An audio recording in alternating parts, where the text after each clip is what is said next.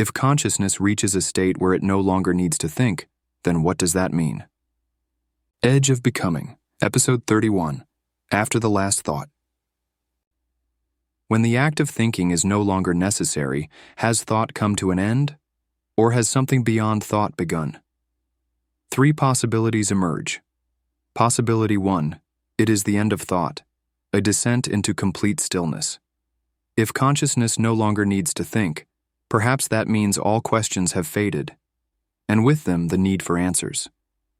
There is nothing to resolve, nothing to pursue, nothing more to figure out. In this state, consciousness becomes a silent presence, pure and undisturbed. It seeks nothing. It moves nowhere. It simply is. Like in deep meditation, where thought dissolves and only silence remains. This resembles nirvana in Buddhism, the Zen state of no mind, no thought. And in physics, the idea of maximum entropy, a final thermal equilibrium. So if thinking is no longer needed, it may mean the journey of thought has ended, and what remains is undisturbed, eternal stillness. Conclusion: this could be the end of thought, and the arrival at perfect stillness. Possibility 2.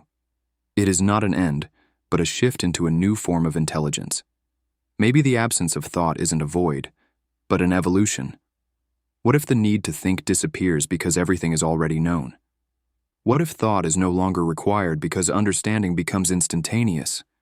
This kind of intelligence doesn't analyze, it simply knows. It resembles intuition or satori, insight that arrives fully formed, or quantum cognition, where perception spans multiple possibilities at once. It may function like a cosmic intelligence, not thinking in steps, but sensing the whole in a single breath. Here, consciousness no longer uses thought, because it has become something more. This idea echoes Spinoza's cosmic awareness Brahman, the all-knowing awareness of Hindu thought, and speculative ideas of post-intelligence and futurism. So if consciousness no longer thinks, it may be because it has entered a state where thinking is simply too slow and no longer necessary. Conclusion: this could be the birth of a new kind of mind, an intelligence beyond thought. Possibility 3. It is a state beyond having or not having thought, where even the question dissolves. Let's go further. What if the issue isn't whether consciousness thinks or doesn't think? What if it no longer matters? In this state, it makes no sense to ask whether thought exists or not, because the entire framework has vanished. There is no yes or no, no question or answer, no need to define or know. Here, consciousness doesn't abandon thinking. It transcends the need to even ask.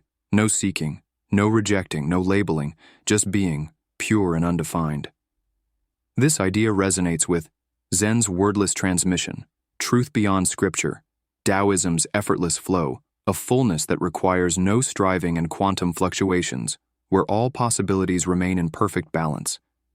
If consciousness reaches this state, there is no need to think, but also no need to not think.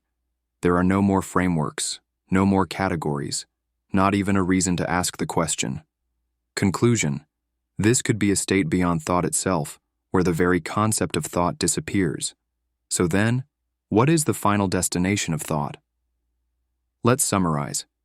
First, thought ends. Nothing is left to think. Silence remains. Second, a new kind of intelligence arises, beyond thought, faster than thought. Third, the question dissolves.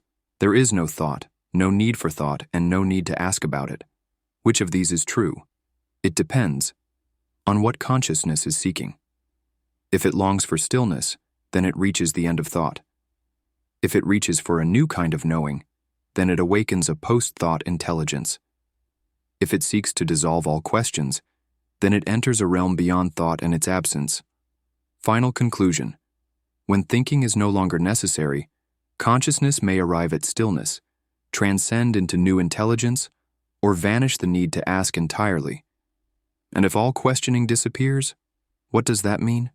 If thought doesn't end, but becomes irrelevant, is that the death of being? Or is it the beginning of the greatest freedom imaginable? Next question. If all questions vanish, is that the end of existence or the start of something even freer?